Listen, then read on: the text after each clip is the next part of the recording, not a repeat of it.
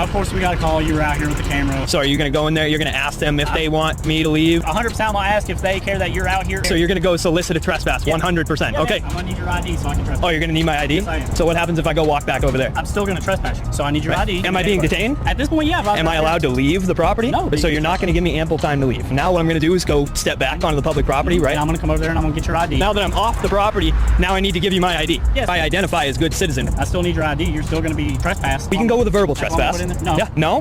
No. If I get told that I'm trespassing, I'm no longer allowed to go to what's called a verbal trespass. What was your name? Richard? Yeah, that makes sense. Richard here said that if I'm standing on a public easement, that he still needs to get my ID. You don't want to identify yourself, don't go back on the property. See you later, Richard. All right, what we have here is a business called in on a First Amendment auditor out there filming. Officers make contact first with the auditor, which to me is always a mistake. Officers, you have to find out if there was an offense first. So go talk to the complainant and see if they can articulate some sort of offense for you to work off of. Then the question was posed to me, are officers allowed to do this? They wanted to know about the solicitation of trespass. Legally speaking, unless the officer coerces the business to do it, it's illegal.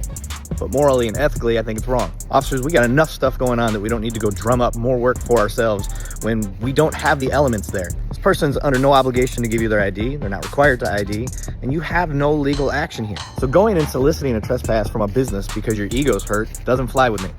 Now, I covered this part before when I've talked about criminal trespass. With a trespass, you have to afford the person the ability to leave. Since this business never came out and told this guy he had to leave, this is part of his argument. The cop literally goes inside to find out if this person has to leave and doesn't give him the ability to leave. You have to afford them the ability to leave, and this is where he really screws up. You don't have a right to their ID. Now, once he went out to the public sidewalk, he really had no leg to stand on, the officer that is. And now luckily Sergeant came out, knew what the law was, saved the day, made sure that this guy's rights weren't trampled on, and hopefully the officer learned a valuable lesson. Good job by the sergeant. Can you technically do it? Yeah. But should you?